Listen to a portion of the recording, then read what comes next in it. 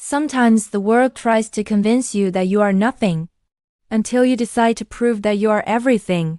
Hello everyone. Today I'm here with a new emotional and motivational story, a story about pain, rejection, courage, and the power of believing in yourself. In a small village surrounded by dusty roads and broken dreams lived a boy named Ayan. He wasn't the smartest in school. He wasn't the strongest in sports. He wasn't the richest kid in class. In fact, people often said he was the least likely to succeed. Teachers ignored him. Classmates laughed at him. Even neighbors whispered, "He won't do anything big in life." At first, Ayan believed them. Every failure felt like proof that they were right. When he failed his math test, he thought, maybe I am useless. When he lost a race, he thought, maybe I'm not good enough. When his father sighed in disappointment, it felt like his heart cracked into pieces. But the real turning point came one evening. Yang overheard his father talking to a relative. "I don't think he will ever make us proud," his father said softly. Those words didn't just hurt him, they shattered him.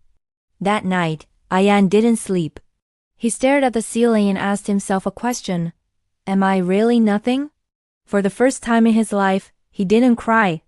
Instead, he decided something quietly, without telling anyone. If the world thinks I am nothing, I will work until I become something they cannot ignore. The next morning, nothing looked different. The same school, the same people, the same laughter. But inside Ayan, something had changed. He started waking up before sunrise. He studied when others slept. He practiced speaking confidently in front of a mirror. He asked questions even when classmates mocked him. People still laughed. "Why are you trying so hard? You'll still fail. Don't dream too big." But now their words didn't break him. They fueled him. Failure stopped being an enemy. It became a teacher. When he failed a test, he studied harder. When he made mistakes, he learned from them. When he felt tired, he remembered that painful sentence, "He will never make us proud," and he worked harder. Years passed. The boy who once sat quietly at the back of the class became one of the top students in his district. Scholarships came, opportunities came, confidence came. But success didn't arrive suddenly. It arrived slowly, built from thousands of invisible struggles no one saw. One day, Ayan was invited to give a speech at his old school. He stood on the same stage where he was once ignored. The same teacher sat in front of him. The same walls witnessed his transformation. He looked at the students and said, "There was a time when I believed I was nothing. But I realized something important. Other people's opinions are not your destiny. Your effort is." His father sat in the audience with tears in his eyes. This time they weren't tears of disappointment. They were tears of pride.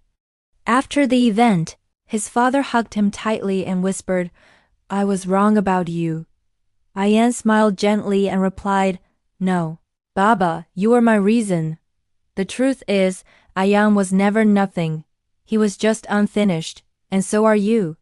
Sometimes people judge you in your weakest chapter. They define you by your worst moments. They decide your future based on your present struggle. But remember this, a seed looks small and insignificant until it becomes a tree. Ayan didn't change because the world changed. He changed because he decided to.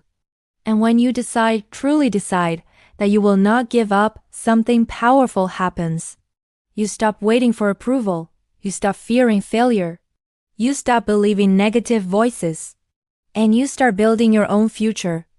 If you ever feel like you are not good enough, if you ever feel like people underestimate you, if you ever feel invisible, remember Ayan, you are not behind, you are not weak. You are not nothing, you are becoming, and sometimes becoming takes time. I hope you enjoyed this emotional and motivational story. If this touched your heart, even a little, remember, your story is still being written. Never let someone else hold a pen.